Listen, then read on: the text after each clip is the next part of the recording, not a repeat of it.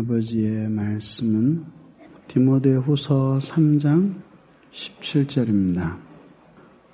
지난 시간에 상반절을 했고 하반절을 오늘 설교함으로 가능하면 오늘 이 시리즈를 마감하도록 하겠습니다. 15절부터 16절을 같이 읽고 15절부터 16절을 제가 읽고 17절을 우리 모두 같이 읽으시겠습니다.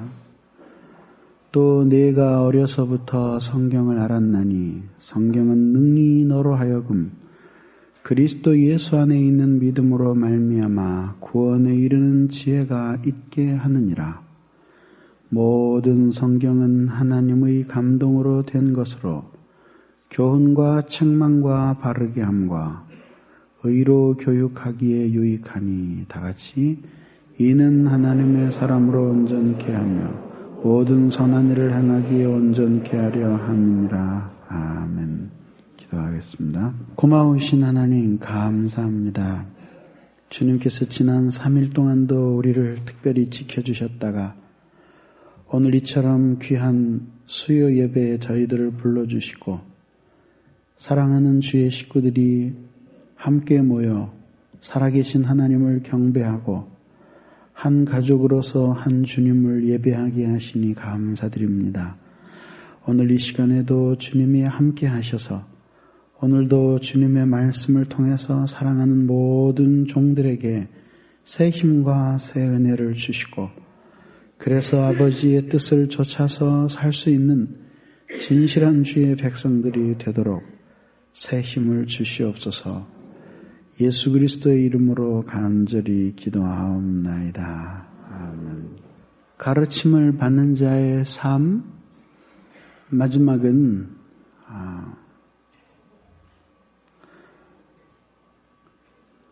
선한 일을 행하기에 온전케 되기를 기대하라입니다.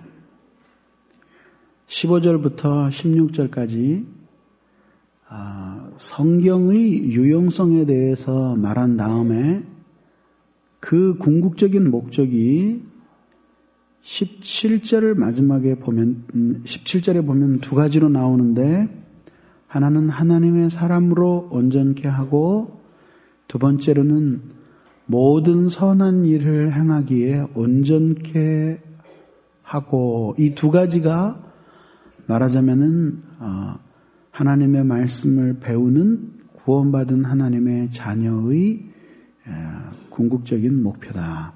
그리고 성화가 바로 이것으로 이루어진다 말씀을 드렸습니다.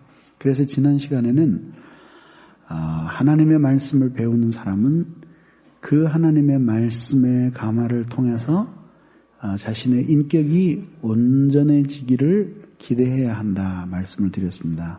오늘 이 시간에는 선한 일을 행하기에 온전케 하려 함이라. 그죠? 선한 일이라고 하는 것이 무엇인가? 그죠? 선한 일이라고 하는 것이 무엇인가?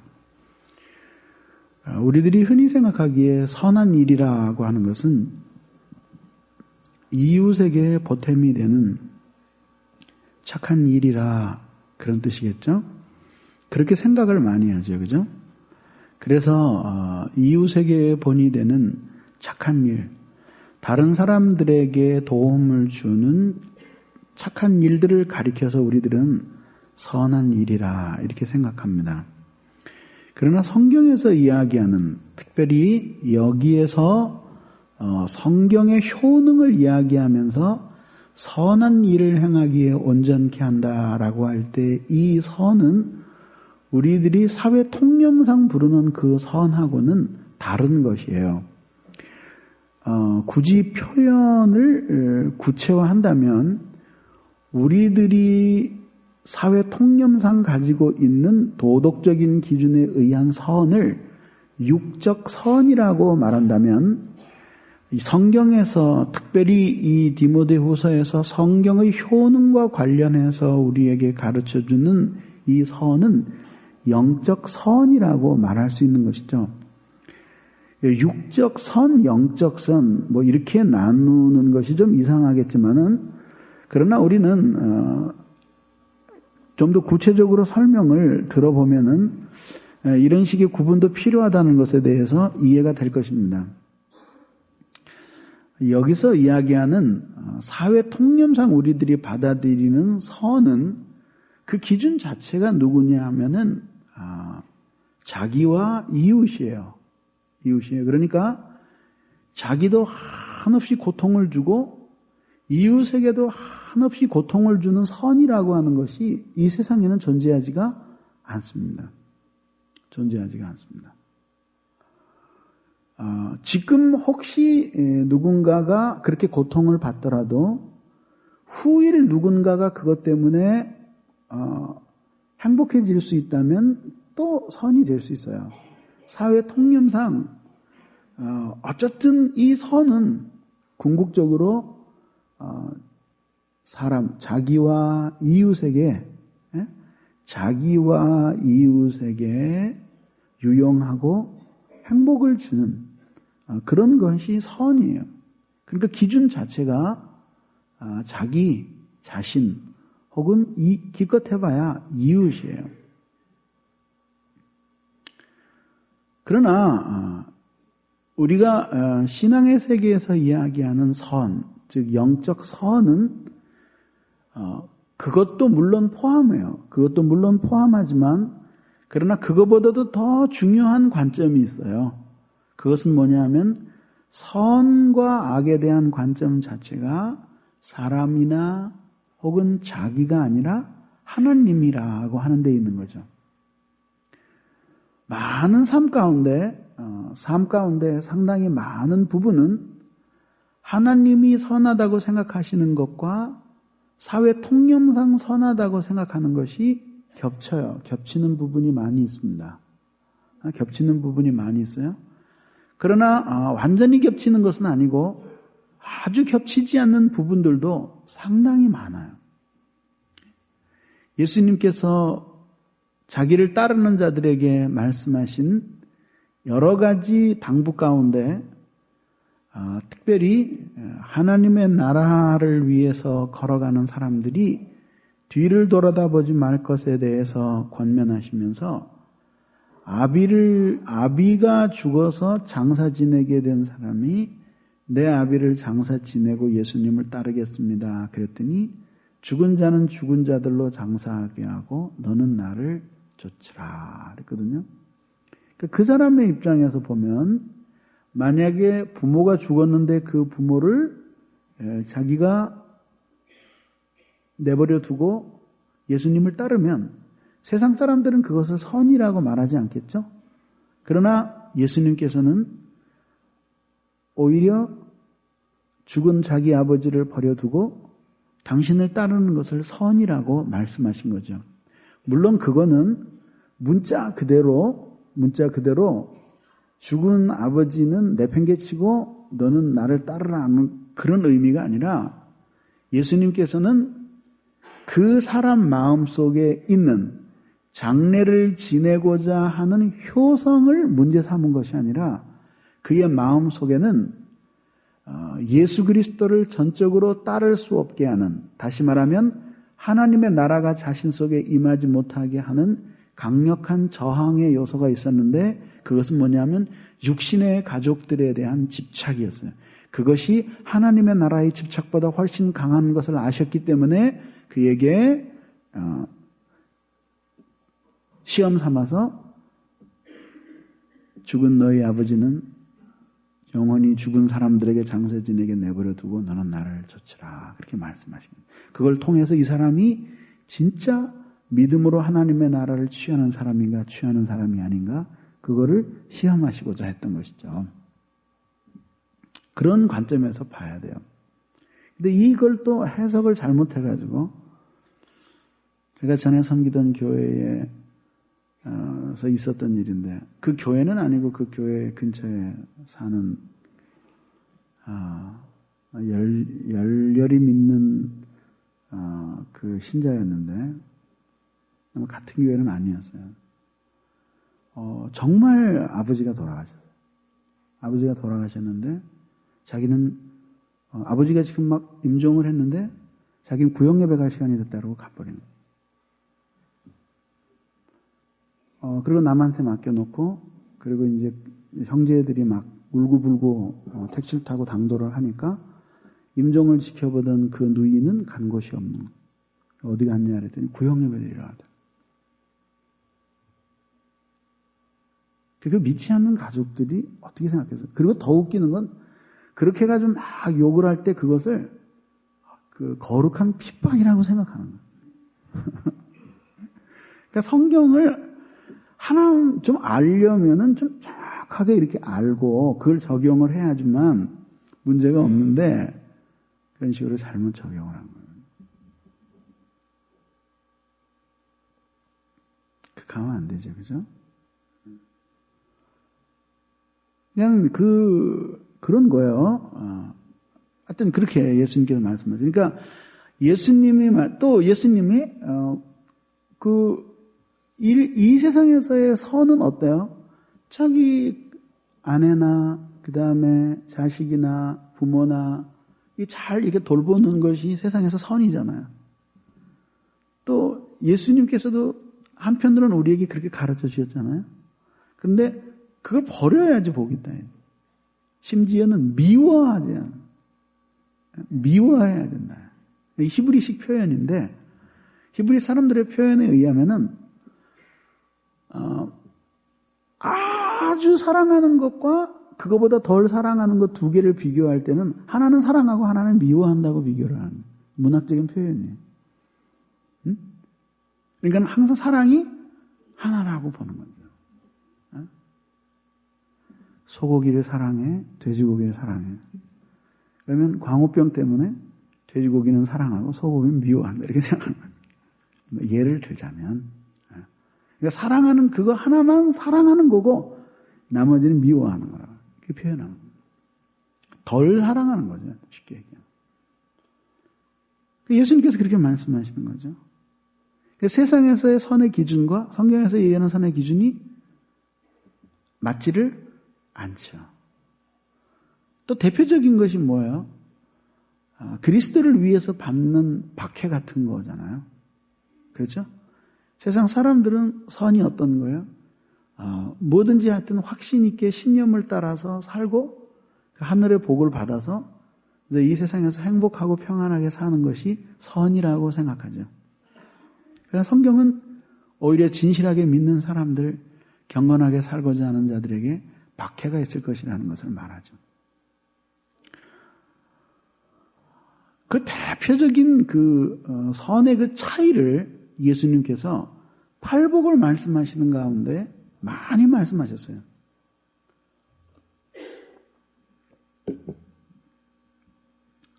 심령이 가난한 자는 복이 있나니. 그런데 그 심령이 우리말로 표현하자면 그냥 다 깨트려진 사람이에요. 마음이 깨트려진 사람은 복이 있나니.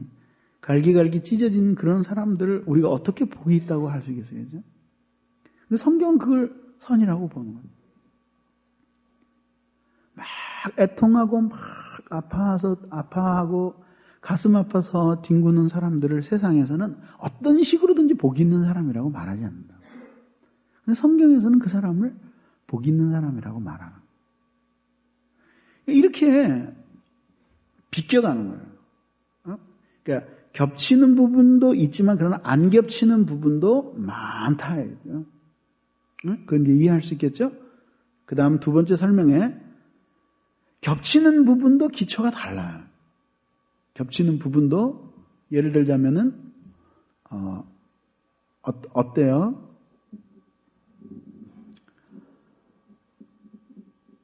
겹치는 부분 대표적인 것들이 어떤 것이 있을까요? 예를 들자면 어떤 것이 있을까요?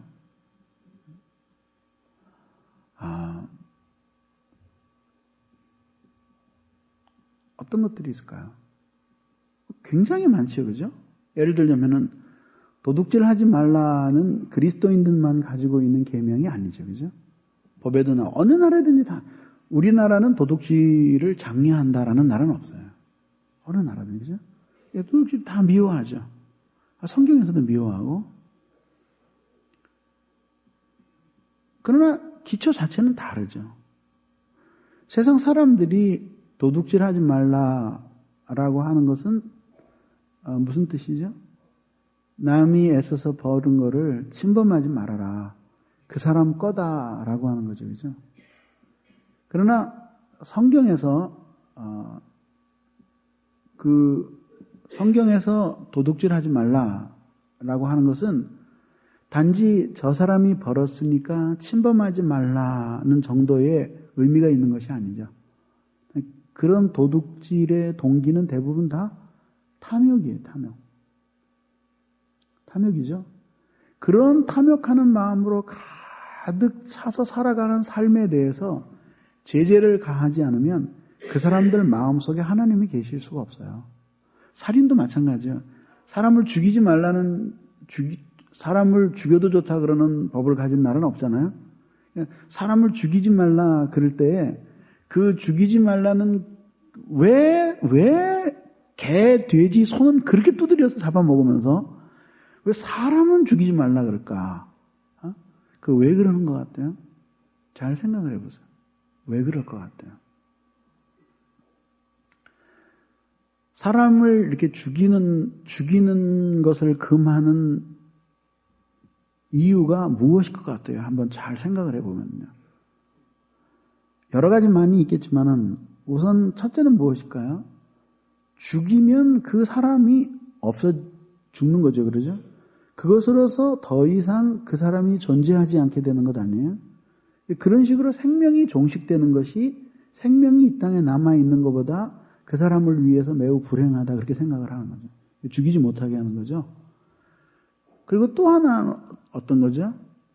그렇게 죽임을 당함으로 말미암아서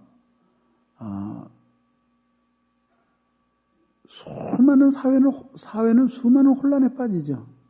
여러분 그 옛날 영화, 사극 영화 같은 거 보면 항상 그 칼든 사람이 죽어라고 쫓아다니는 사람이 누구예요? 아버지 죽인 원수 발자국 하나 그려가지고 쫓아다니는 얘기 나오잖아요. 그죠? 그리고 그 사람만 죽이면 원한이 없다. 그 여한이 없다. 그리고 쫓아다니잖아요. 다시 말하면 죽음은 또 다른 원한을 불러요. 그 원한이 복수를 일으키면은 사회 전체의 이 구조가 불안해지고 얼마나 혼란스럽겠어요. 그렇죠? 그러니까는 죽이지 못하게 하는 거죠. 또 한 사람이 그렇게 죽임을 당할 때 살아있는 많은 사람들이 얼마나 많은 고통을 받겠어요? 그 사람들이 불안정한 삶을 살면서 사회에 미치는 영향, 파장 이런 걸 생각하는 거죠. 한 걸음 더 나아가서 그 인간이 죽음 앞에서 당하게 되는 그 자기의 고통과 주위에 관계가 있는 사람들의 그런 고통 이런 모든 것을 고려할 때 그것은 악하다 이렇게 생각하는 거예요. 그렇게 하면 안 된다 이렇게 보는 거죠. 그렇죠.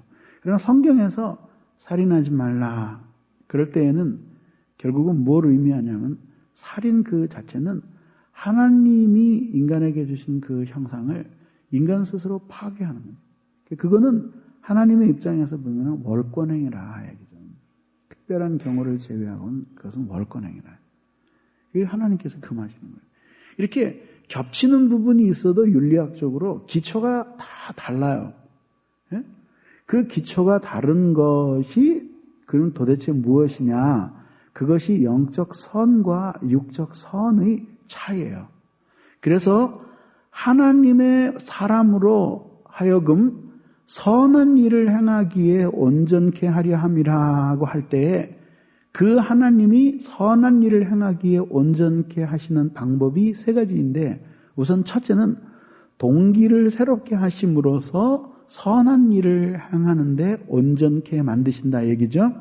앞에서 다 말씀드린 거를 여기서 이제 요약을 하자면 이런 얘기죠.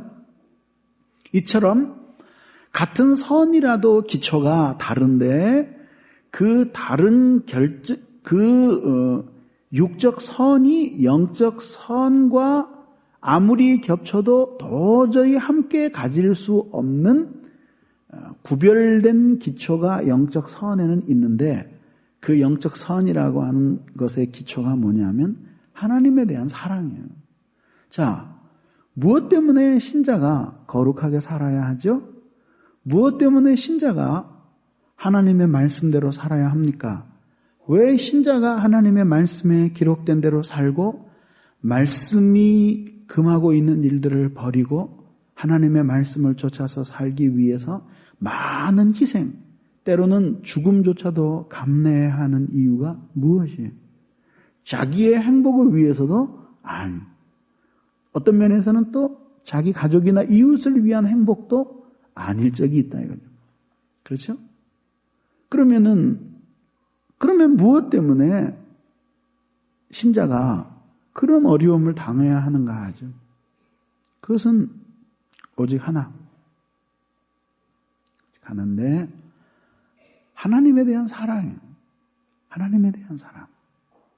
그러니까 이 성경적으로 볼 때 인간의 행복이라고 하는 것은 인생에 있어서 추구점이 될 수가 없는 거죠. 인생에 있어서 행복은 언제나 인간이 자신의 본분을 알고 하나님을 진실하게 섬긴 결과예요. 섬긴 결과야. 그때 인간이 드디어 행복해질 수 있는 것이에요. 그러나 이 행복도 육적인 관점에서 본 그 선과 완전히 일치하지 않는 경우가 얼마든지 있을 수 있다 이거죠. 이런 부분들이 기복신앙을 가지고는 설명이 안 되는 거예요. 기복신앙이라는 것은 뭐죠? 이 세상에서 주님을 잘 믿으면 반드시 이 세상에서 육적 선의 관점으로 보더라도 그는 번성하고 번영하고 행복한 삶을 살게 된다라고 하는 신앙이 또 그것을 믿고 그것을 기대하는 신앙이 기복신앙 혹은 구복신앙이거든요. 근데 그런 걸로는 설명이 안 된다 이거죠. 예를 들자면 주님을 너무나 영화롭게 하고 신앙의 절개를 지키기 위해서 애썼던 믿음의 사람들이 그 시련을 극복하고 나중에 하나님의 큰 축복을 받아서 그래서 행복하게 살다가 죽은 사람도 있지만은 그러나 죽어라 하고 고난을 받다가 형장의 이슬로 사라져간 사람들도 많다. 오히려 신앙을 버리고 현실과 야합한 사람들은 육적인 관점에서 보면은 가족들과 함께 행복한 삶을 살다가 죽었는데 주를 위해서 고난을 받고 신앙의 절개를 지키면서 하나님을 영화롭게 하려고 애를 썼는데 마지막에 돌아오는 것은 형장의 이슬로 남는 것이었다. 그런 일 얼마든지 있을 수 있는 건 아니에요. 그렇죠? 얼마든지 있을 수 있는 거예요. 그러니까 그런 것들이 설명이 안 되는 거죠. 그래서 하나님의 말씀은 하나님을 위해서 선한 행실을 하려는 사람, 그 선한 행실을 하나님 앞에서 선한 행실이라고 하는 것은 근본적으로 하나님을 향한 사랑의 동기에서 우러나오는 것이 아니면은 영적 선의 관점에서 볼 때에는 하나님 앞에서 그것이 선한 것이 아니에요. 이 문제를 요한복음 15장을 설교하면서 종과 친구의 이야기를 하신 것을 예수님이 하신 것을 기억하죠. 말씀하신 거. 그것을 설교하는 가운데 상세하게 여러분들에게 해설을 했죠. 그게 뭐냐 하면 하나님에 대한 진실한 사랑 없이 단지 하나님의 일에 열심히 몰두하는 것은 그것은 종으로서 일하는 것이에요. 하나님과의 관계에서 종이에요. 그건 좋은 의미에서 종이 아니라 일 자체의 노예가 되어가는 것이죠. 일을 그러면 그만둬야 되겠다. 그럼 그 노예처럼 섬기지도 않으니까 그것도 못하는 거죠. 근본적으로 문제가 되는 것은 뭐냐면 하고 안 하고의 문제가 아니라 하나님과의 관계의 문제라 해야 돼. 관계의 문제. 하나님과의 관계에 진전이 없는 사람들이 단지 열심히 일하는 것은 하나의 그 주님께서 정말 원하시던 당신의 친구, 당신의 사랑하는 가족과의 관계가 주님이 원하시던 관계인데 그런 관계 속에서 신앙생활하는 사람이 아니라 그냥 종처럼 살아가는 사람. 좋은 의미에서가 아니라 그렇게 가족관계로서 섬김의 정신에 있어서 종처럼 살아간다라고 하는 것이 아니라 아예 그런 관계가 단절된 가운데 노예처럼 일을 위해서 일하고 일 자체 안에서 성취감을 맛보면서 살아가는 그런 사람이라 해야죠. 그런 사람들은 일생을 살아도 열심히 일하면서 살았지만은 그러나 주님을 섬긴 날들로 기록되지는 않는 것이에요. 자기 좋아서 하는 일이죠.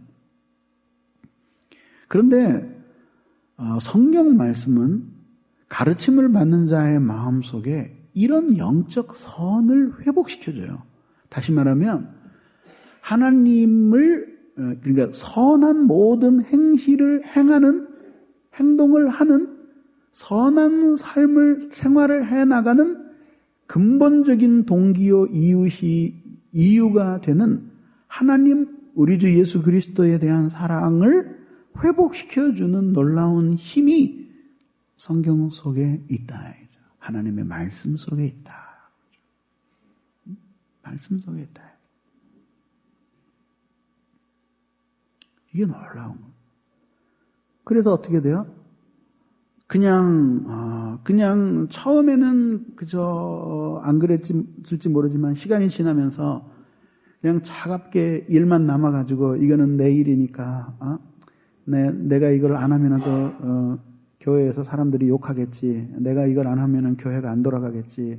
그리고 꾸역꾸역 하는 거예요. 아무 기쁨도 없고 아무 은혜도 없어요. 꾸역꾸역 해나가는 거예요. 그래서 여러 가지 회의를 갖는 거죠. 야, 이게 도대체 뭔가? 내가 이렇게 일을 해서 뭐 하나? 마음에 아무 기쁨도 없고 하나님을 섬긴다라고 하는 의식도 없고 그냥 꾸역꾸역 해나가는데 야, 이거 뭐 내가 무슨 일의 노예도 아니고 내가 이렇게 가서 뭐 하나? 그리고 또 그만둬요. 그만둬 보면은 그럼 하나님과 관계가 확 가까워지냐면 그건 아니에요. 이것도 아니고 저도 그 근본적인 그 문제는 일에 있고 없고에 있는 문제가 아니라 그게 아니라 그 자신이 하나님과 가지고 있는 관계의 현주소를 일이 있을 때는 일 때문에 드러나고 일이 없을 때는 일이 없기 때문에 드러나는 거예요. 그러잖아요. 무슨 말씀인지 이해 가요? 안 가는 것 같은데. 제가 오래전에 설교하다가 그런 말씀 드렸잖아요. 제가 결혼하기 전이에요. 은혜를 조금 받긴 받았죠. 은혜를 받았을 텐데 성가대를 했어요. 성가대. 그 교회 문을 맨 처음에 두드릴 때 제일 해보고 싶은 게 그 성가대더라고요. 우선 옷도 한 벌씩 주잖아요. 그리고 로얄 박스에 앉혀주고 특별석에 그리고 예배 시간에 일어나서 찬양하고 근데 되게 하고 싶더라고요. 그때 나이롱 옷이었는데 나이롱 옷에다가 이거 하얀 후드 두르고 되게 하고 싶더라고요. 근데 세례 받기 전까지는 또 안 된다 그래가지고 빨리 세례를 받았는데 근데 하는데 말이죠. 그러고 나서 이제 처음 주님을 만나서 막 은혜 생활하다가 이제 침체에 빠졌죠. 근데 주일학교를 가르치고 그리고 성가대도 했어요. 예배 시간만 되면은 말이죠. 성가대 그 연주만 끝나고 나면은 그 다음에 이제 설교 시간이잖아요. 근데 내가 조는 사람들을 이해를 한다고요. 내가 참 왕년에 많이 졸던 사람이거든. 이게 잠이 그냥 이렇게 조는 게 아니라 잠이 나를 푹 덮어요. 한참 예배 드리는데 내 코 고는 소리에 놀라서 스스로 깼어요. 근데 이 끝이 천근만근 주저앉는 거야. 그래서 심지어는 안티프라민까지 주머니에 넣고 다녀요. 여러분, 안티프라민 여기다 한번 발라봤어요? 눈 위에다가. 어떤 현상이 생기는지 잘 모르겠으면 오늘 집에 가서 한번 해보세요. 오늘 밤 잠은 다 잘 거예요. 여기다 안티프라민 한번 싹 바르고 나면은, 진짜 불이 나. 불이 나. 한번 해보세요. 꼭 해보시기를 저는 강력하게 권하는 바입니다. 그렇게 하면서까지 이제 예배를 드렸어요. 그러면서 그때 제가 내린 결론이 있었어요. 뭐냐 하면은 내가 이렇게 예배 시간에 몸을 가누지 못하는 것은 틀림없이 두 가지 이유가 있을 거다. 분석을 한 거죠. 우선 첫째는 뭐냐면 고단한 직장 생활. 그게 첫 번째고, 그 다음에 두 번째는 뭐냐면은 다른 사람처럼 11시 예배에 나와서 예배를 드리면 나도 그러지 않을 텐데 이 주일학교가 내게는 문제다. 그러니까 8시 반에 와서 주일학교를 열심히는 뭐 열심히야. 그냥 꾸역꾸역 그렇게 가르치고 근데 그 주일학교도 하나님 말씀 가르치는 거는 잘 가르치는 사람들은 피곤하지가 않아요. 왜냐하면 잘 가르치면 그 가르침이 여기서 나갔는데 이게 다시 자기 귀로 들어온다고 이렇게. 그래서 이 자기를 리프레시 시키는데 논리도 안 맞고 어거지로 가르칠 때는 하여튼 가르치고 나면 온통 피로감이 밀려오는 거예요. 네? 정말 밀려와요. 그러니까는 못 가르쳤으니까 피곤하죠.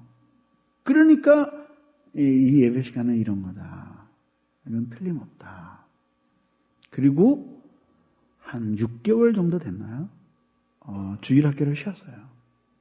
쉬어봤는데 잠이 더 잘 와요. 성가대도 안 하고 그것도 안 했는데 더 아주 푹 잠이 오고 예배가 조금 더 나아지지 않아요. 그때 제가 어렴풋이 어린 신앙이었지만 느낀 게 뭐냐면 이거는 일의 다과의 문제가 아니라 이렇게 예배드리는 이 모습 그 자체로서 내가 하나님과 가지고 있는 관계를 그대로 드러내는 거구나. 그걸 생각하게 된 거죠. 그게 사실이에요. 그래서 제가 그런 비유를 말씀드렸잖아요.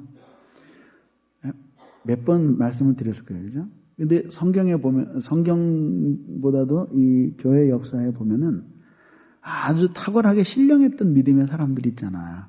그런 사람들이 세 가지 책을 즐겨 했는데 하나는 하나님의 말씀의 책, 또 하나는 자연의 책, 그리고 또 하나는 인간 마음의 책. 이 세 가지 책을 아주 좋아했어요. 특별히 이제 자연의 책은 하나님 말씀의 책을 싫어하는 사람들은 있어요. 그죠? 또 인간의 마음을 막 헤아리는 걸 싫어하는 사람이 있어요. 근데 자연의 책을 싫어하는 사람은 아마 거의 없을 거예요. 나는 왠지 봄날에 그냥 벚꽃이 막 한발하고 그 분홍색 벚꽃이 막 눈송이처럼 날리면 왠지 성질이 나 이러는 사람은 없어요. 오늘도 안양에 신방 갔다가 아침에 일찍이 그래서 형제 기도해 수술하는 형제 또 늦게 가가지고 수술복 입고 수술실까지 들어가가지고 마취 직전에 있는 형제를 기도해주고 그러고 왔는데 올 때 우리 양전도사님 차를 타고 이렇게 그 꽃밭을 한번 쫙 돌아줬어요. 너무너무 좋은 거예요. 그냥 흐드러지게 폈어요. 조금도 짜증나지 않아요. 나만 그런 게 아니라 누구든지 시골 출신이든 서울 출신이든 할아버지든 할머니든 이제 아름다움하고는 거의 결별할 것 같은 노인들도 그냥 소녀처럼 좋아하는 거예요. 그렇잖아요. 이게 다 좋아하죠. 근데 제가 말씀드리고 싶은 건 그거예요. 믿음의 사람들은 그런 좋은 숲속에 들어가서 명상을 하고 하나님을 찾으면서 그러면서 하나님과의 신령한 만남을 경험하게 돼요. 그죠? 예를 들자면은 찰스 스퍼전 목사가 아름다운 호숫가에서 설교를 준비하면서 자기의 이 통풍을 치료하면서 하나님의 말씀을 준비했던 예나 마틴 로이드 존스가 그렇게 자연을 즐긴 거나 또 조나단 에드워드가 말을 타고 푸르밭을 숲속을 달리다가 하나님을 만나고 그리고 위대한 하나님의 영광을 경험한 이야기나 다 그렇거든요. 근데 모두 그런 숲속에 들어가는 사람이 모두 그렇게 하나님에 대해서 깊이 명상하고 하나님의 거룩한 성품을 갈망하고 그러느냐 하면 그게 아니라 얘기죠. 똑같은 숲을 줘도 속에 무엇인가 하나님과의 관계가 살아있는 사람들은 그 숲속에서 하나님의 창조의 손길을 생각하면서 주님을 생각하지만은 그러나 그 속에 뭔가 하나님과의 관계 자체가 심히 결핍되고 없는 사람들은 숲속에 들어가면 불판에 삼겹살 생각이나 난다. 이게. 그러지 않아요. 응? 그렇다고. 그러니까 물론 육체를 가진 인간이니까 뭐 너무 많이 오버로드 되면 이게 짐이 무거워지면은 그러면 이제 영적 생활에 영향도 받고 또 시간이 없으니까 실제로 이제 경건의 시간도 줄어들고 이렇게 영향을 받죠. 근데 그런 개연성은 있어요. 있지만 그러나 모든 것이 다 일이 있고 없고에 달린 문제는 아니라 해요. 하나님과의 관계를 반영하는 거예요. 그러니까 하나님을 더 뜨겁게 사랑하고 그분과의 관계에서 쏟아지는 생명의 은혜가 있는 사람들은 일이 넘치면 넘칠수록 그 정말 자신 같은 사람을 이렇게 하나님께서 사용하셔서 일하게 하신다는 것에 대해서 하나씩 감사한 거예요. 그래서 위필드가 뭐라 그랬어요? 나는 썩어서 죽기보다는 닳아서 없어져 버렸으면 좋겠다 그러잖아요. 나이 먹어서 썩어서 없어지기보다는 그냥 닳아서 없어졌으면 좋겠다. 그런 식의 삶에 대한 사모함을 가는 겁니다. 그죠? 그렇게 되는 거죠. 그러나, 그런 강한 소원을 가지고 그렇게 되고 싶은 거예요. 하나님 마음에 하나님을 사랑하고 생명의 은혜가 흐르면 일이 없기 때문에 하나님을 더 깊이 명상할 수 있고 그리고 깊이 기도하면서 하나님의 사랑을 점검하고 그리고 그분과의 개인적인 교제 속에서 주님의 만져주심의 은혜 속으로 들어갈 수 있는 거죠. 그렇잖아요. 그게 결국은 하나님과 어떤 관계를 가지고 있느냐가 일이 있어서 하나님께로 더 가까이. 없으면 일이 없어서 하나님께로 더 가까이. 없으면 기도 많이 하고 그리고 성경 많이 읽어서 너무나 좋고 그리고 일이 있으면 일을 위해서 쓰임을 받아서 너무나 좋고 그렇게 하나님 앞에 살아가는 거죠. 얼마나 아름답고 좋은 일이에요. 그렇잖아요. 그렇죠? 그래요. 그렇게 살아가는 거죠. 그래서 이 개인적인 경건의 시간을 갖는 것과 하나님 앞에 살아가는 삶이 서로 막히질 않고 서로 이렇게 유통을 하는 그런 거예요. 이것이 하나님과 어떤 관계를 가지고 있느냐에 따라서 가능하기도 하고 가능하지 않기도 하다. 근데 그렇게 가능하지 않을 때 그 사람에게 결핍되어 있는 것이 뭐냐면 하나님을 향한 진실한 사랑이거든요. 뭐 여러 가지가 있지만 그렇게 들어가면 뿌리가 그거거든요. 근데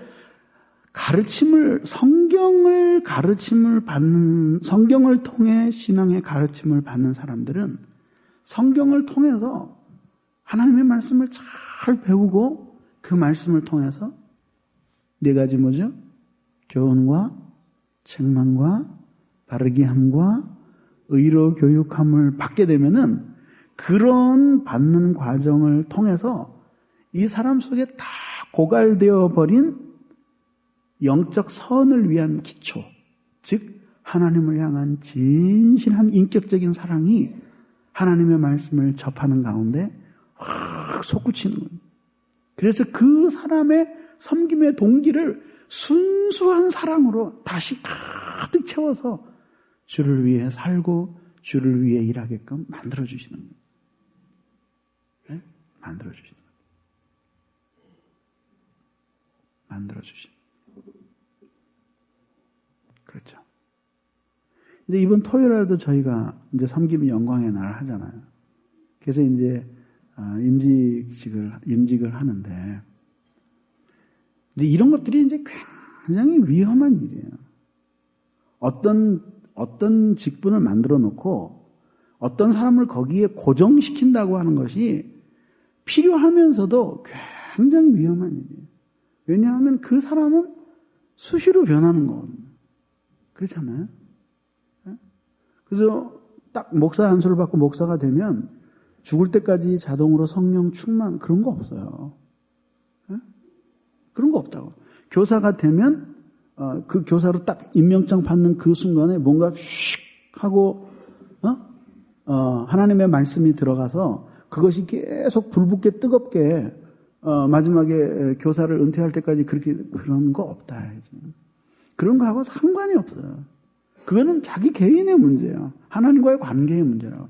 그런 관계에서 수시로 변동이 있는 사람을 당신 영원히 장로요, 당신 영원히 목사요, 당신은 영원히 죽어도 집사요, 이런 식으로 임명하는 것이 얼마나 위험하고 무모한 일이냐, 이제. 그러니까 어떻게 돼요? 특히 그 중에 대표적인 사람이 목사거든요. 누가 그러더라고요. 목사는 죽어도 목사라. 목회를 안 해도 목사? 아니면 죽어도 목사. 죽어도 묘비의 목사예요. 그렇게 따지면 뭐 집사는 안 그래요? 마찬가지죠.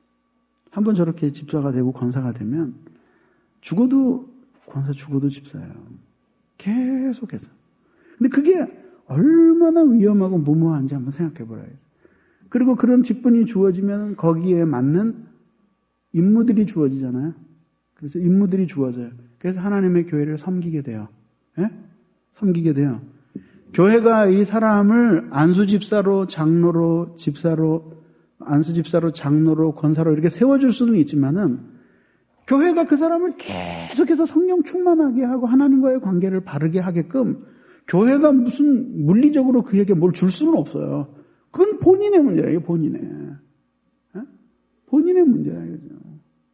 그렇기 때문에 자신이 이렇게 직분을 받으면서 내가 하나님 앞에 이렇게 견고한 정신을 가지고 하나님을 전심으로 이렇게 의지하면서 이렇게 내가 스스로 하나님 앞에 열심히 헌신된 마음으로 나 자신의 신앙이 바로 서는 것이 이 교회와 깊이 관련이 있다라는 생각을 가지고 자기가 스스로 하나님 앞에서 자신을 세워야 되겠다라고 하는 근본적인 의지, 그리고 그런 경건의 기초, 성경의 표현에 의하면 믿음의 비밀, 이런 것들을 갖지 않은 사람들은 그 되면 안 돼요. 주위에서 시켜줘도 그 본인이 고사를 해야 된다고. 한국교회 안 시켜줘서 탈이지만 말이죠. 그러니까 그런 거거든요. 근데 그거를 그러면 이 세상에 누구도 계속해서 그런 선한 일을 하면서 살아가는 그 동기 자체가 하나님을 향한 진실한 사랑, 그것이 되도록 항상 그런 상태에 있는 사람은 없잖아요. 그게 고갈되기도 하고 다시 채워지기도 하고 사실 이러잖아요. 그런데 오늘날 많은 사람들의 경우에는 뭐냐면은 한 번 고갈되고 나면 그것이 거의 채워지지 않는 상태에서 가는 사람들이 많아요. 그 집회 나가면 제일 속 터지는 게 뭐냐면, 그래서 설교하면은 안 듣는 사람들이, 설교를 안 듣는 사람이 네 부류가 있는데, 첫째는 그 교회 담임 목사님, 저 뒤에서 사람만 세고 있죠. 그 다음에 두 번째는 부교역자들, 여기서 그 사람들 안내하거든요.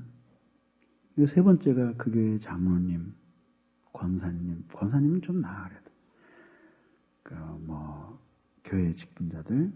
그리고 네 번째가 뭐냐면 그 교역자의 부인들. 유아실에서 아기나 보고 있거나 아니면은 와도 먼 산 보고 있거든요. 누구를 위한 부흥이에요. 그게 사경이에요.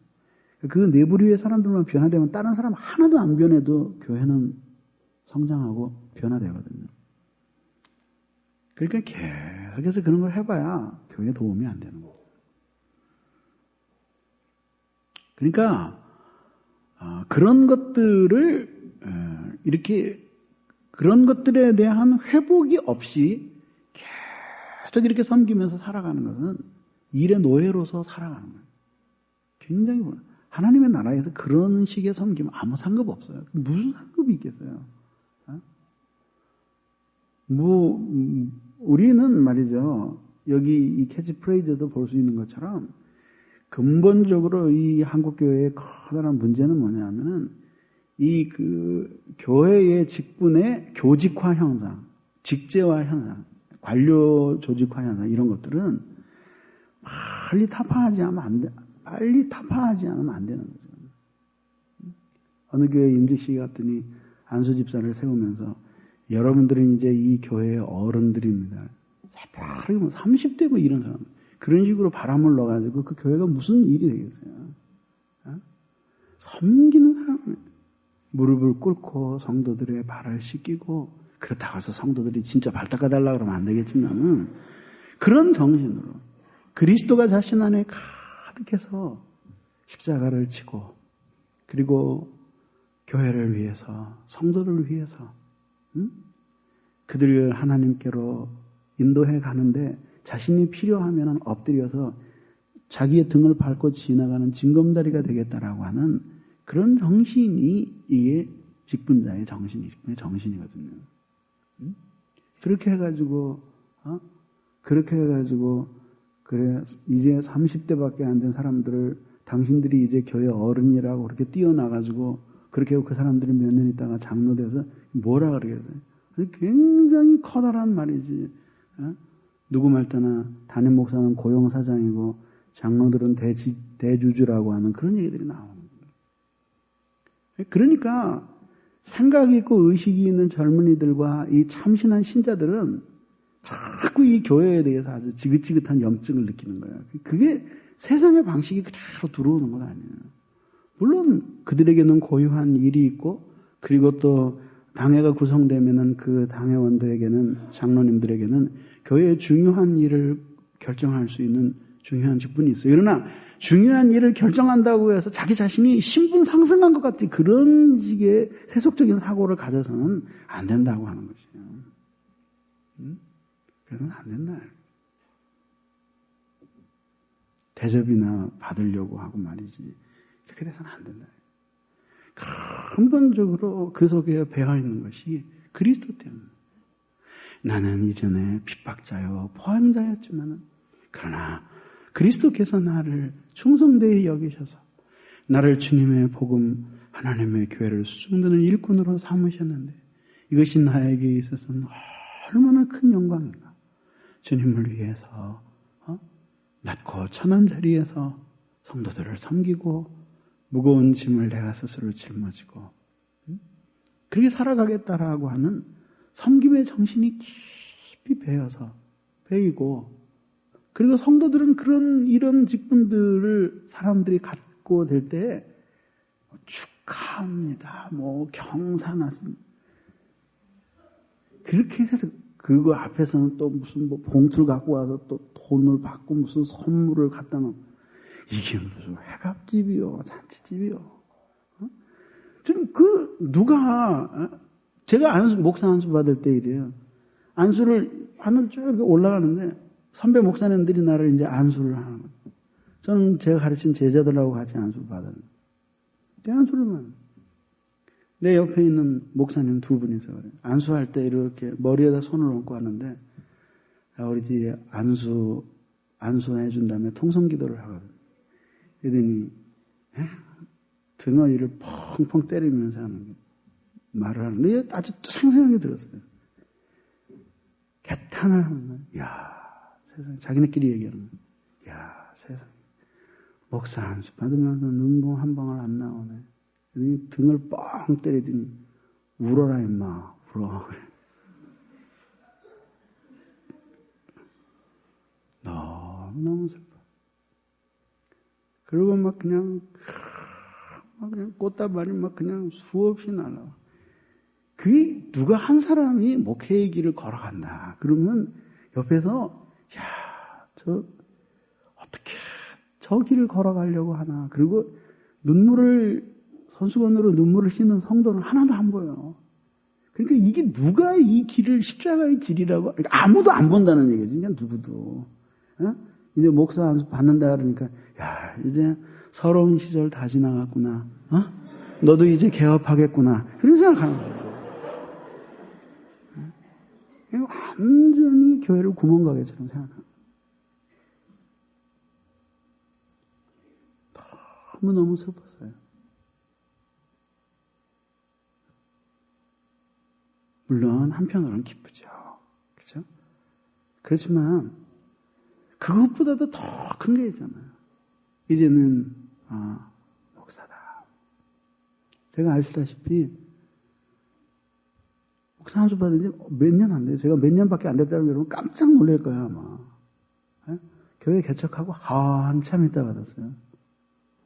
그것도 얼마나 서러웠는지 알아요? 왜 이 교회는 축도를 안 하냐 그래서 내가 아직 안수를 안 받았다는, 안수도 안 받은 사람이 왜 교회를 해? 그리고 등록도 안 하고 가버리는 거예요. 그런 사람 있죠. 그때도 안 받으려고. 근데 참 놀라운 게 뭐냐면은 그런 것들을 이렇게 보면서 근본적으로 우리 속에서 사라져가고 있는 것들이 있다는 거예요. 근데 그거를 모른다. 그게 뭐냐 하면은 처음엔 안 그랬잖아요. 주님을 섬기고 주님을 위해서 일할 때 우리의 마음속에 있는 근본적인 처음 정신은 오직 하나예요. 하나님을 향한 사랑이에요. 그렇죠? 왜 우리가 시골길 먼 길을 걸어서 주일학교 한번 가르치러 가려면 30분씩 40분씩 걸어가야 되는데도 살을 에이는 것 같은 추운 날씨에 꼭두 새벽이면 나가서 영혼들 가르치고 누가 알아주지 않아도 그렇게 기뻐하면서 그 영혼들과 울고 웃게 만들었던 그 근본적인 동기가 뭐냐고요. 무슨 대접이 있어요? 이렇게 하면은 나중에 내가 연단을 받고 훌륭한 사람이 될 것이라는 그런 기대? 그런 거 아니잖아요. 그죠? 예수님이 좋고 하나님의 은혜가 감사하고 주님 사랑하고 영혼 사랑하니까 그러니까 그 마음으로 가서 주님을 위해 일하고 했던 것이니 그게 진정한 의미에 있어서 선한 일을 행함에 있어서 온전하게 된 상태예요. 그게 동기면에 있어서 그게 온전하게 된 상태라고. 쉽죠? 주님을 향한 그런 진실하고 선한 동기들이 식어요. 그리고 잘못된 동기들이 들어와요. 그리고 그런 것들이 막 이렇게 파고 들어와요. 그래서 세상에서 자기를 드러내고 높이고자 하는 그런 교만한 마음과 자만심들이 그게 이제 교회에 와서도 그런 것들이 고개를 들어요. 누구나 그럴 수 있죠. 그렇죠? 누구나 그럴 수 있죠. 그런 것들이 고개를 들 때 그런 것들이 어느 한순간에 단숨에 송두리째 뿌리 뽑혀버리고 다시 처음 사랑으로 충만해져서 그래서 정말 존귀 영광 모든 권세 주님 홀로 받으소서. 멸시천대의 십자가는 내가 지고 가오리라.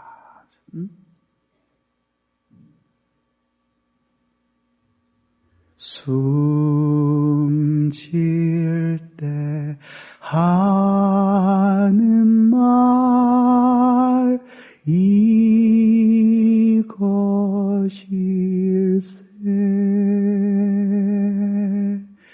내 진정 소원이 내 구주 예수를 더욱 사랑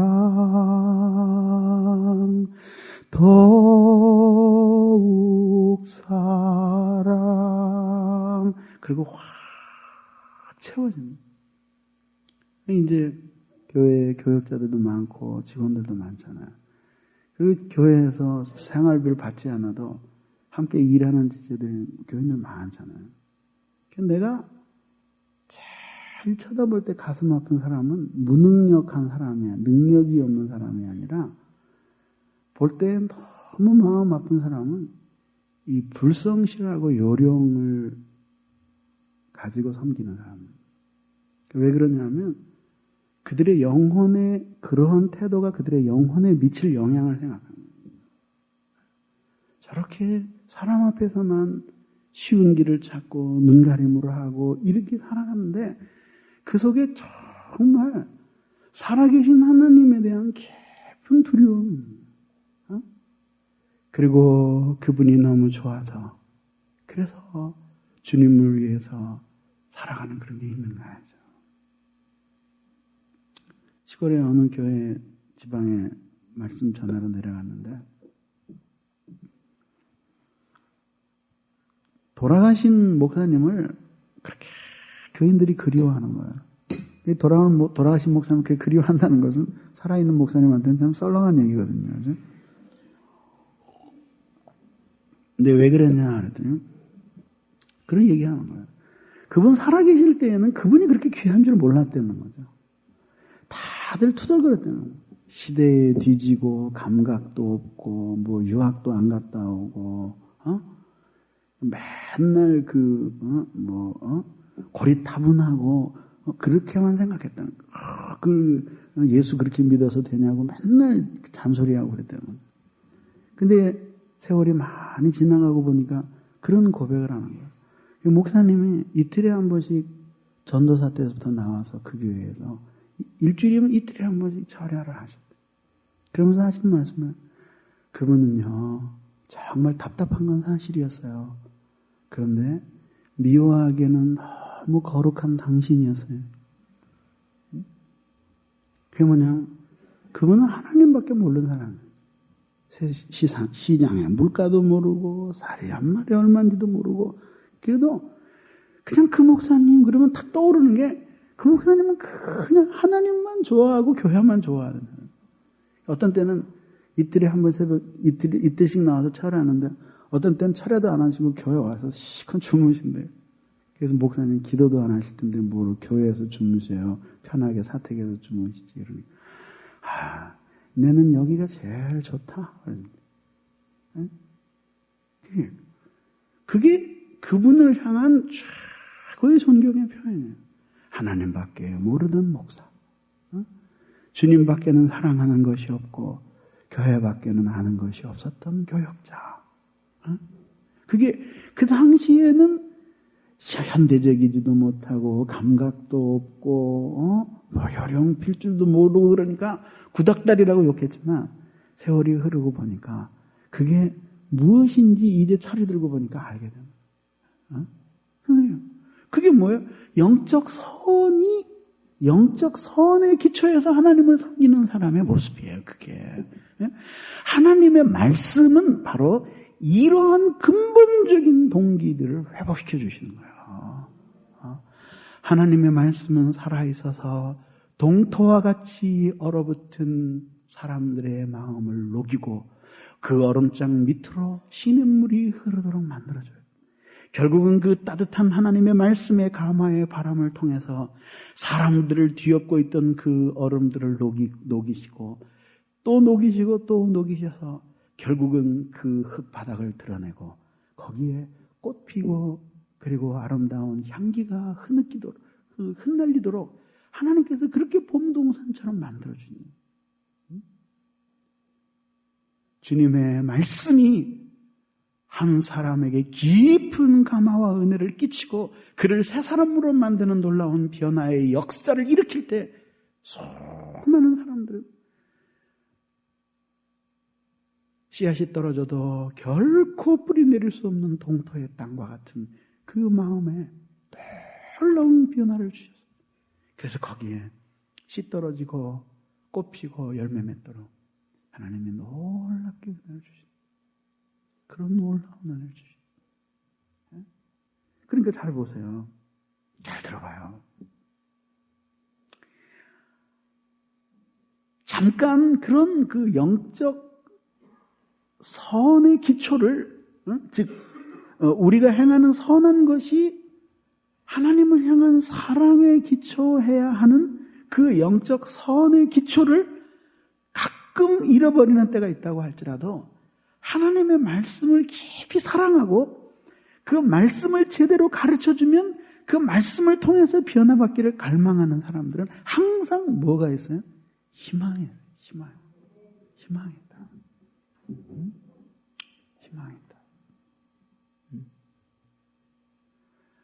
고집대로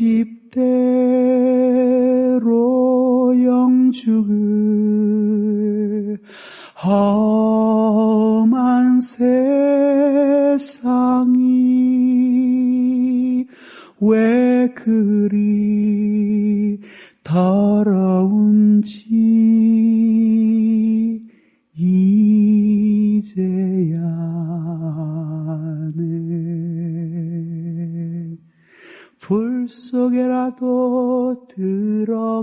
들어가서 불 속에라도 들어가서 세상을 널리 전하리. 주의 사랑은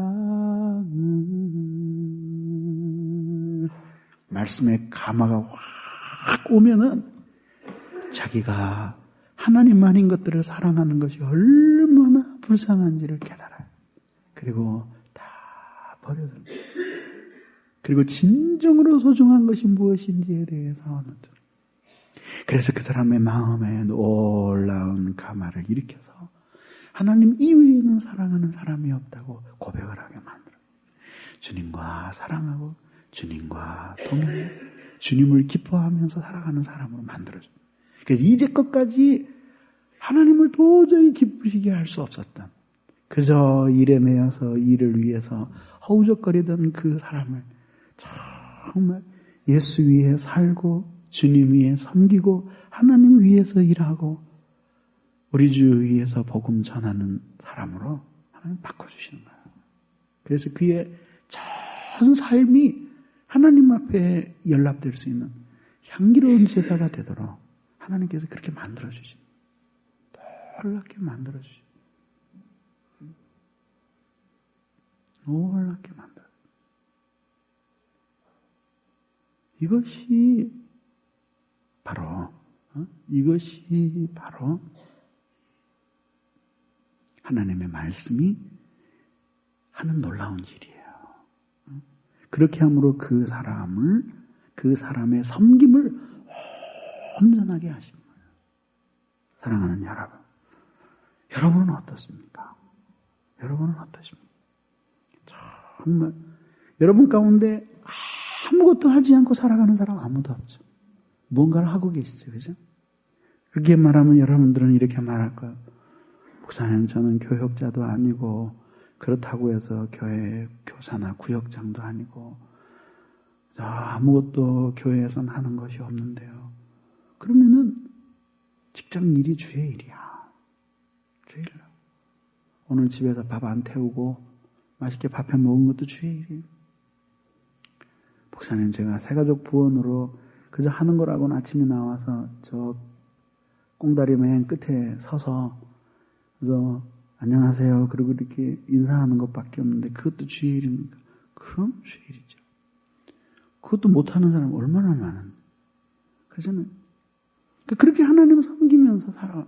무엇이든지 하나님을 섬기는 일이 있죠. 그죠? 뭐든지. 한번 점검해 보세요. 정말 주님의 사랑이 그걸 시키고 있나요? 주님의 사랑이 그것을 시키고 있나요? 주님의 사랑이 그것을 하게 하고 있습니까? 주님의 사랑 때문에 그거 하고 계세요? 주님이 너무나 사랑스럽고 주님이 너무나 좋고 그리고 일평생 주님을 섬기는 것이 즐거워서 지금 임직을 하나요? 생각해봐라요.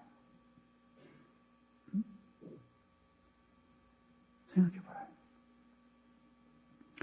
그 일을 행하면서 여러분들이 무언가 이 질문에 대해서 대답을 하겠죠. 그죠? 말로 표현을 못해도 대답을 하겠죠.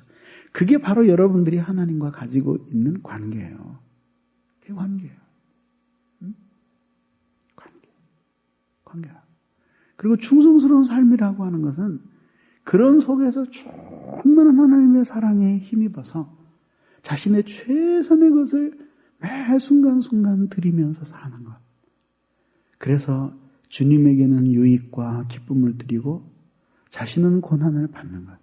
이것이 충성스러운 삶이에요. 근데 이런 놀라운 변화들을 사람들이 얼마나 자주 받지 못하는지 몰라요. 예? 얼마나 자주 받지 못하는지 몰라요. 그렇죠. 얼마나 자주 받지 못하는지. 그렇게 받지 못하는 이유는 무엇 때문에요? 하나님의 말씀의 가르침을 받으면서 순수한 하나님의 말씀의 가르침을 받으면서 그 가르침을 통해서 자신이 그렇게 하나님 앞에 모든 선한 일을 행하며 살아가는 사람이 될 것이라는 기대가 너무 없는 거예요. 그리고 그렇게 자기 자신이 많은 일을 섬기면서 살아가고 있지만은 그러나 이 섬기는 많은 일들이 정말 주님을 사랑하는 동기에서 새로워지고 있는가를 점검하면서 이것이 아니다라고 생각하면서 자신이 다시 하나님 앞에 엎드려지고 그래서 주님의 은혜를 생각하고 하나님의 말씀의 감화를 입어서 다시 자기가 이렇게 소생되어서 주님을 뜨겁게 사랑하는 마음으로 충전되지 못하니까 한 번 이 일의 노예가 된 사람은 계속해서 주님의 친구로서 살아가기는 포기하고 일의 노예가 되어서 살아가는 겁니다. 그게 결국은 그 사람이 누구인가 하는 것을 드러내요.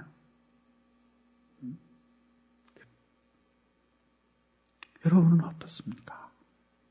무엇인가 섬기고 계실 텐데 한번 그 무엇인가 하나님 앞에 섬기고 있는 그 일이 영적 선을 기초로 하고 있는 그런 섬김입니까? 그럼 만약에 그런 것들이 결핍되어 있다고 할 것 같으면 여러분들이 무엇인가를 섬기고는 있지만 하나님을 향한 진실한 사랑이 결핍되어 있다고 할 것 같으면 무엇 때문입니까? 원인이 무엇일까요?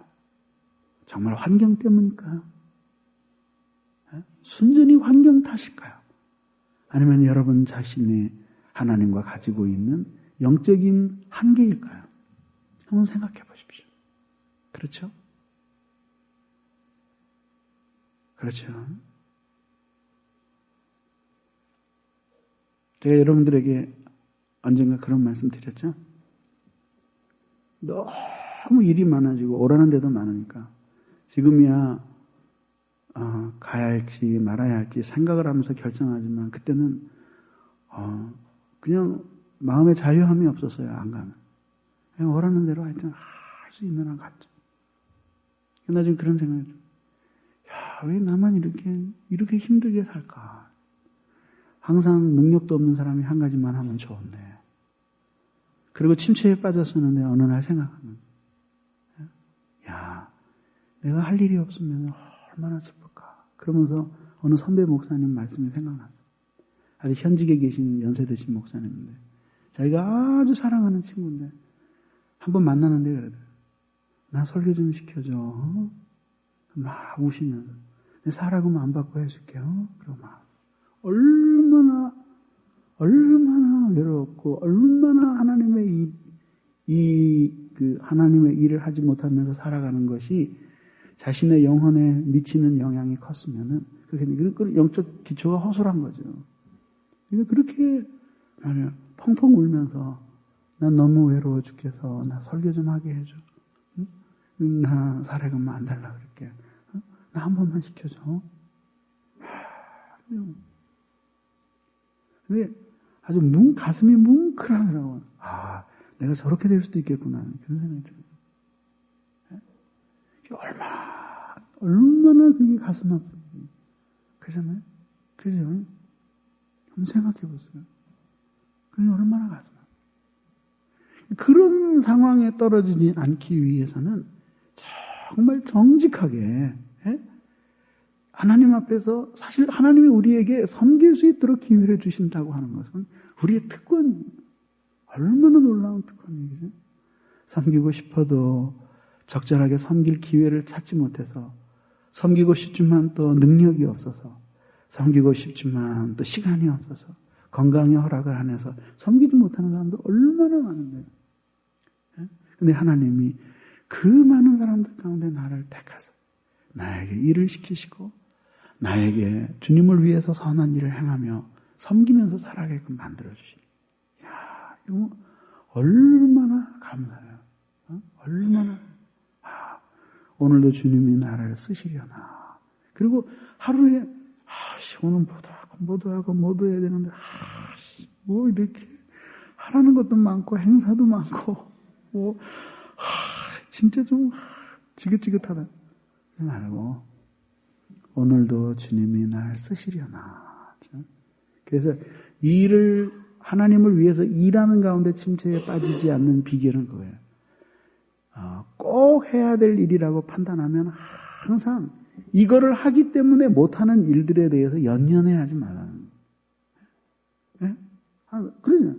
신방 보내면 맨날 신방 가면서 공부도 못하고 투덜대고 공부하라 그러면 영혼도 못 돌보고 기도하라 그러면은 뭐도 못하고 그럼 그거 하라 그러면 기도도 못하고 그러니까 일평생을 살면서 한 번도 하나님 앞에 감사 못하는 거예요.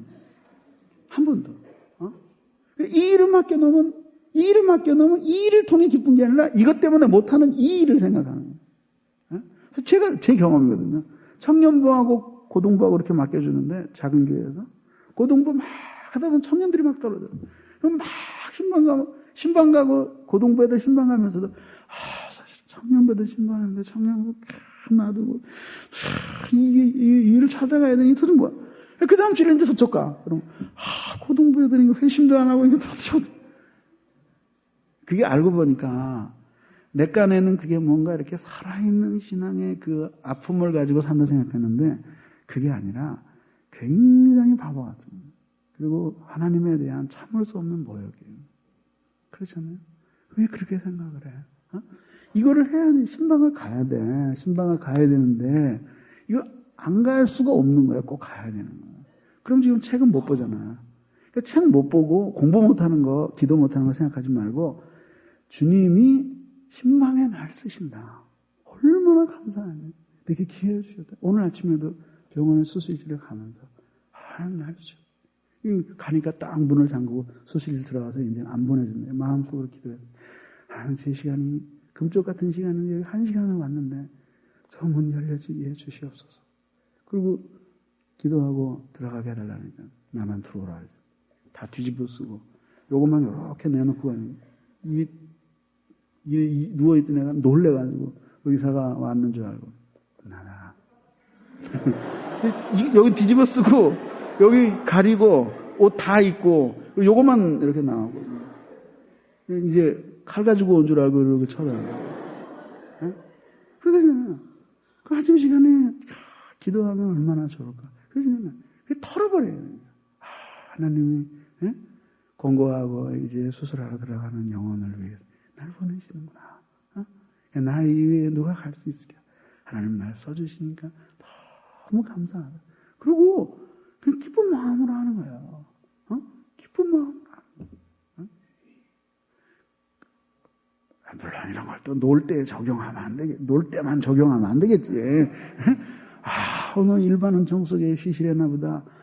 1년 365일 늘 이렇게 낮잠 자게 하시는구나. 그러면 안 되겠어요.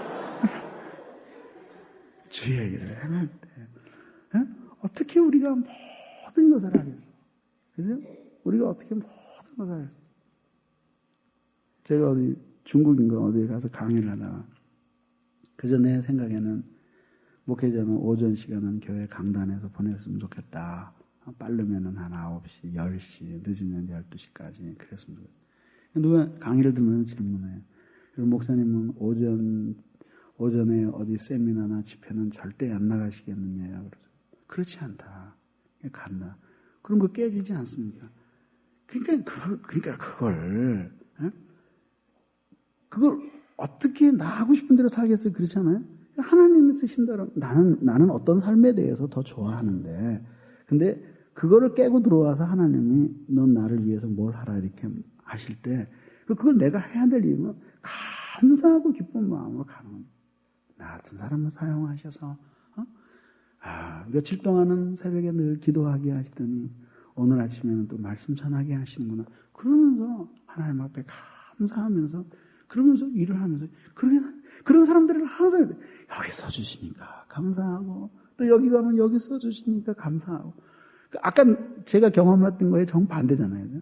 이렇게 써주실 때는 저것 때문에 인상이 오만상이 찌그러지고 가슴이 높고 또 여기 써주실 때는 이거 한수 어떻게 모든 걸 다 하면 살 수 있겠어요? 감사하면서 그러면서 우리가 힘이 없어서 못하는 건 주님이 아시잖아. 다 못하는 건 주님이 아시잖아요. 문제가 되는 건 뭐냐면 우리들이 얼마나 일하다가 죽었느냐는 절대량이 아니라 얼마나 순수한 동기로 주님 사랑하면서 하다못해 교회 앞에서 휴지 하나를 줍고 벽에 낙서 하나를 지워도 주님을 사랑하는 마음으로 하면서 살았는지 그게 주님 마음에 기록되는 것 아니에요. 우리의 마음, 여러분의 마음 어떻습니까? 정말 무엇을 주님을 시키든지 내 안에 주님의 사랑이 가득 차서 주님이 내 마음에 있어서 내가 무엇을 섬기든지 나의 이 꿈지럭거리는 이 섬김, 이 느려 터지고 열심히 있지도 못하고 유능하지도 못하고 이 어줍지 않은 나의 이런 섬김을 통해서도 영광을 받으신다는 그런 하나님의 마음을 읽고 그 하나님 사랑하는 것 때문에 여러분 마음 가득 차고 충만합니까? 바로 그런 것들을 회복시켜주는 것이 하나님의 말씀이 하는 역할이에요. 하나님의 말씀에 감화를 받으면 우리에게는 주님을 향한 사랑이 회복돼요. 비유를 하자면은 불 들어오지 않던 우리의 섬김은 컴컴해요. 그 속에서 그 캄캄한 암흑 속에서 갈등도 생기고 원망도 생기고 막 그래요. 그러다가 우리의 심령이 하나님의 말씀으로 감화를 받아서 주님을 진정으로 사랑하며 살아가는 것이 우리의 삶의 본분이라는 사실이 확 깨달아지고 나면 그 어둡고 캄캄했던 우리의 섬김의 방 안에 불이 환하게 들어와요. 언제든지 주 뜻대로 사용하여 주소서. 감사하면서 살아가는 거죠. 오늘 여기까지만 하겠습니다. 두 가지는 다음에 하겠습니다. 기도합시다. 이 시간에 우리 기도할 때